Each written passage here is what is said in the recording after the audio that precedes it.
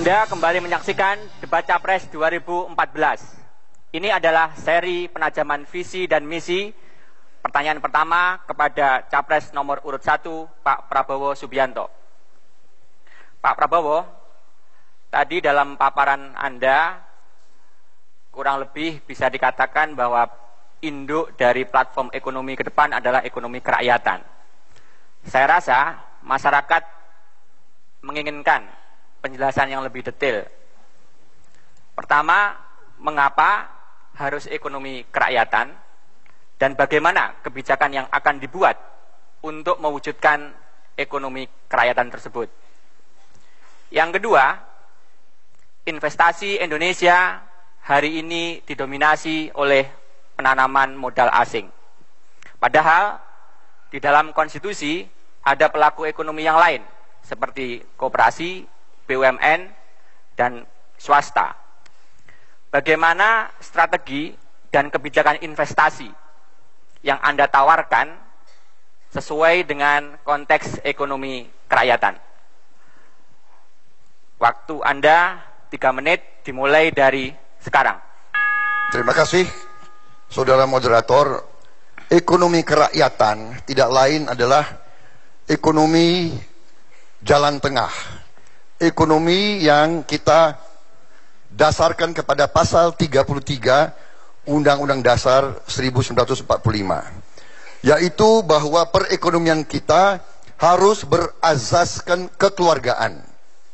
Kemudian bahwa sumber-sumber ekonomi yang menguasai hajat hidup orang banyak harus dikuasai oleh pemerintah.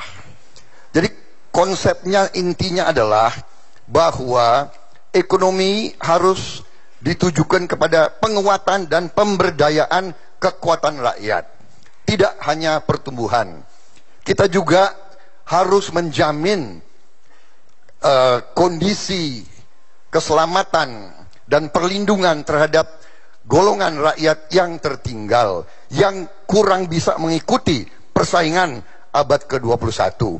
Ini bedanya dengan kita sistem ekonomi Barat atau neoliberal, bahwa pemerintah kadang-kadang hanya sebagai wasit. Di kita tidak, pemerintah harus turun tangan, harus jadi pelopor, harus membela rakyatnya, tidak membiarkan kemiskinan, tidak membiarkan orang yang lemah harus bersaing dengan yang kuat. Kemudian iklim investasi atau kebijakan investasi, kami terbuka, kami mendukung investasi asing, tetapi tentunya tidak boleh mematikan ekonomi rakyat. Harus kita perkuat koperasi, harus kita perkuat usaha kecil dan menengah, dan untuk itu kita harus mengalirkan dana yang lebih, yang masif, yang tidak tanggung-tanggung untuk memperkuat ekonomi rakyat. Ini adalah strategi kita, dan ini sudah dirintis oleh pemerintah SBY dengan banyak program, dengan KUR, dengan PNPM, dengan juga dana bergulir. Sebagai contoh, dana bergulir yang sampai sekarang 5 triliun bisa menghidupkan 12 juta orang. Bayangkan kalau kita tingkatkan 4 kali lipat, 20 triliun, tidak hanya 5 triliun, berarti 48 juta orang kita bisa dapat kehidupan. Jadi kita tidak anti investasi asing. Silakan masuk ke Indonesia, bawa uang. Jangan masuk ke Indonesia pakai uang Indonesia. Itu bukan investasi asing namanya itu. Ya kan? Itu akan memakai pasar Indonesia. Silakan masuk, bawa uang, silakan Anda jadi kaya dari Indonesia. Kita tidak keberatan. Tapi intinya ekonomi untuk rakyat. Terima kasih.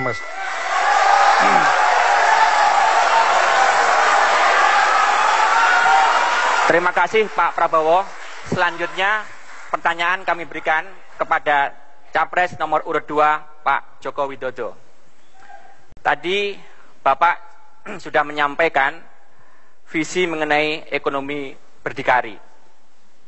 Saya rasa masyarakat juga menginginkan penjelasan yang lebih detail mengenai hal itu. Pertama, mengapa Indonesia harus berdikari di bidang ekonomi, dan bagaimana kebijakan yang akan dibuat untuk mewujudkan ekonomi berdikari tersebut. Kedua, dalam konteks ekonomi berdikari, bagaimana sikap Anda tentang utang pemerintah? Di saat dalam beberapa tahun terakhir, realisasi penerimaan pajak selalu lebih rendah dari target. Waktu Anda 3 menit dimulai dari sekarang. Terima kasih.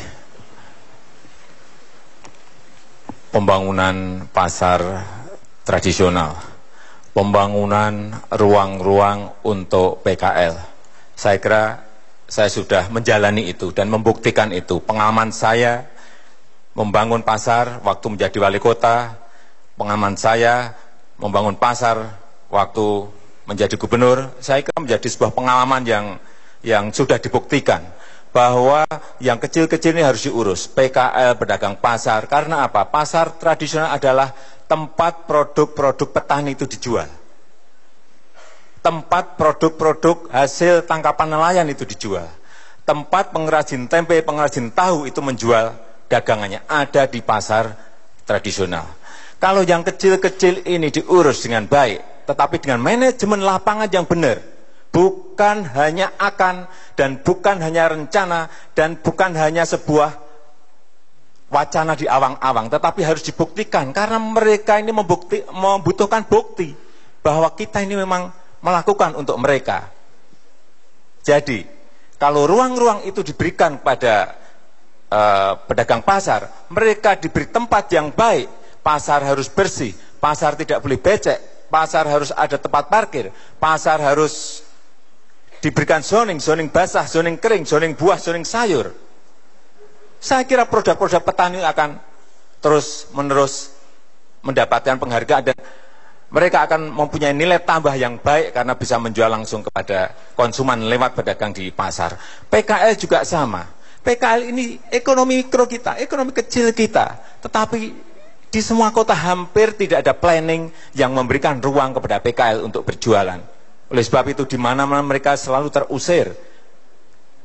Dalam rencana ke depan, semua kota harus memberikan ruang yang sebesar-besarnya bagi PKL, artinya space untuk PKL harus diberikan.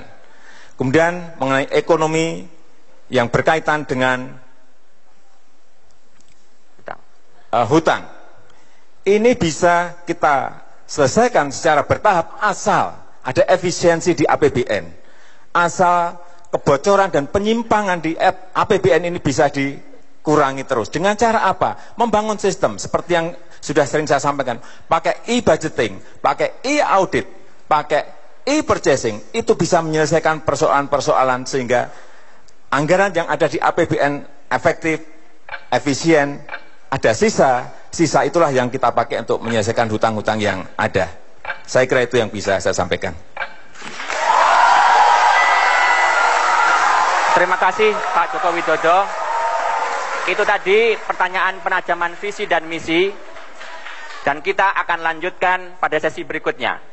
Pemirsa, kami akan kembali saat lagi dalam debat Capres 2014.